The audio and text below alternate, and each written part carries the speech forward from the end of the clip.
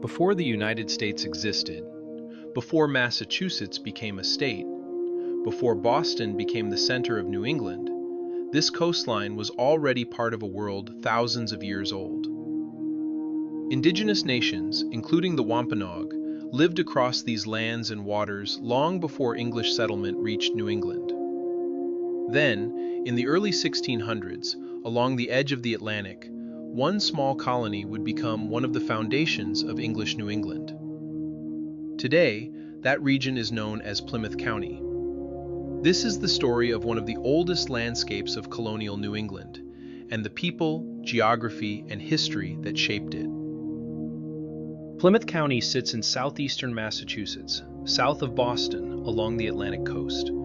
It is one of the oldest counties in the United States, with origins reaching back into the colonial era of New England. Today, the county is home to more than 500,000 people living across coastal towns, suburban communities, forests, wetlands, and historic settlements. Some areas are deeply connected to the Boston metropolitan region. Others still feel shaped by an older New England landscape. But Plymouth County is significant for more than its population alone. Its importance comes from what began here centuries ago. The history of Plymouth County did not begin with European arrival. For thousands of years, indigenous peoples lived throughout this region, developing societies connected to seasonal agriculture, fishing, trade, and the coastal environment of southern New England. Among the most influential nations in this area were the Wampanoag, whose communities extended across much of southeastern Massachusetts and nearby islands. In the early 17th century, English settlers established Plymouth Colony along this coastline. The colony became one of the earliest permanent English settlements in New England and played a major role in the expansion of English colonial society across the region. Over time, settlement spread outward into surrounding towns and inland communities. By the late 1600s, Plymouth County had formally emerged as part of the colonial structure that would eventually become Massachusetts.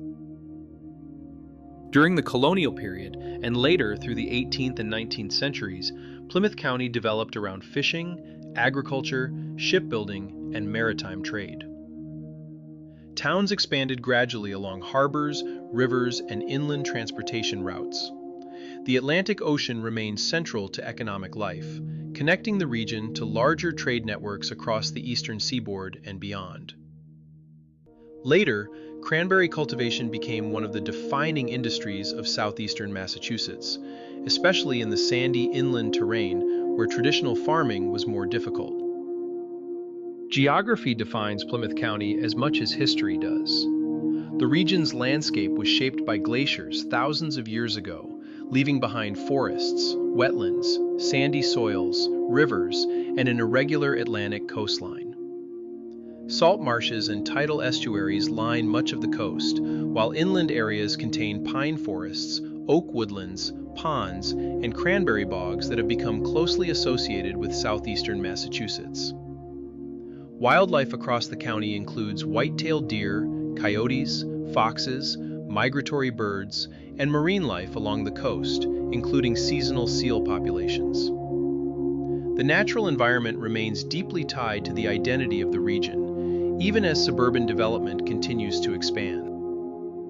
Modern Plymouth County is largely suburban, though its identity varies widely from town to town. Brockton is the county's largest city, while Plymouth remains one of the region's best-known historic centers.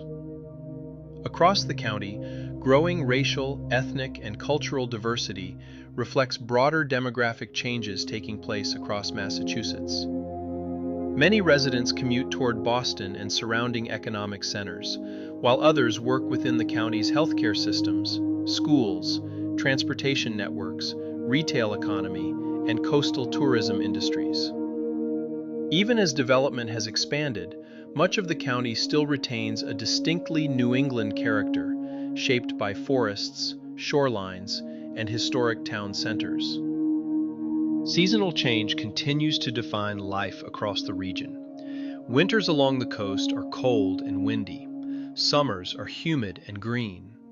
Autumn brings forests of red, orange, and gold. and each spring, migratory birds return to wetlands, rivers, and coastal habitats across the county. The balance between development and preserved natural spaces remains one of the defining characteristics of Plymouth County today. Plymouth County represents one of the earliest chapters in the history of English New England, but it is not simply a historical landmark frozen in time.